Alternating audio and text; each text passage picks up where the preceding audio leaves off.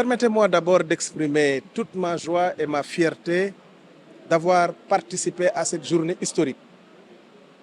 Joie parce que ça a été une journée dédiée à Madame Aïda Mbodj, qui est une sœur à moi et une référence pour toute la jeunesse du Sénégal.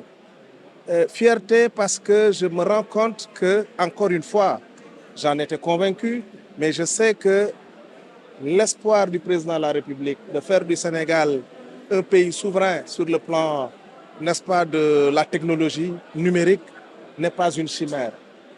En visitant le Fab Lab qu'on nous a montré tout à l'heure, on se rend vite compte que nous avons la possibilité effectivement de réaliser cette souveraineté numérique, et ce grâce à un fleuron aussi important que Sonatel qui mérite bien des accompagnements. Voilà pourquoi nous, ministère de la formation professionnelle, nous avons décidé d'accompagner Sonatel, et surtout quand il s'agit de la formation de nos jeunes.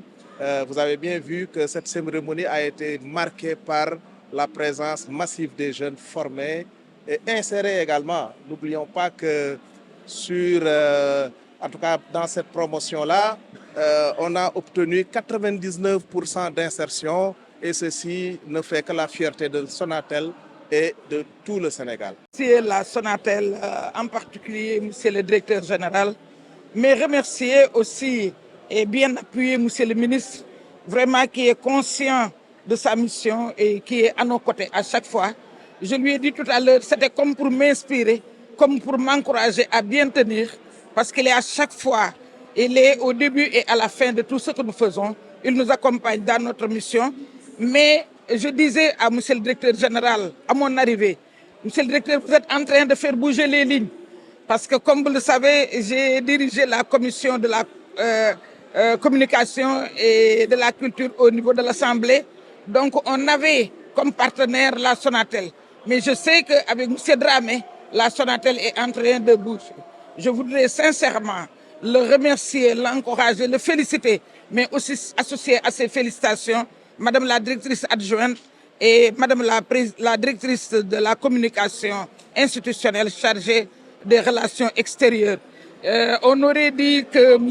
Dramé est féministe, il a responsabilisé les femmes. C'est pourquoi il obtient des résultats nécessairement. Et c'est un grand féministe comme monsieur le ministre. Je ne peux que me réjouir de tout cela. C'est pourquoi tout à l'heure j'attirais l'attention du ministre avec cette promotion 100% femmes, mais aussi le taux d'insertion qu'il faut quand même saluer.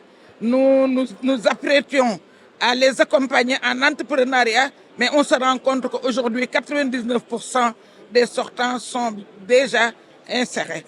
Donc je voudrais me réjouir de cela, et à chaque fois que je me mets dans des situations pareilles, je suis en train de calculer l'impact et de voir le taux d'enrôlement des jeunes, parce que c'est aujourd'hui, monsieur le ministre de l'Emploi et nous autres, notre vocation, c'est-à-dire voir dans quelle mesure nous allons vers l'employabilité des jeunes et le taux d'impact, mais aussi l'enrôlement qu'on est en train de faire sur les jeunes.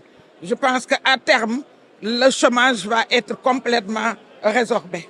Réexprimer toute notre fierté déjà de voir que ce projet que nous avons eu pour pouvoir mettre en place cette école de codage gratuite, avec cette conviction que le numérique devant jouer un rôle important dans l'émergence de notre pays, il nous fallait travailler sur le capital humain.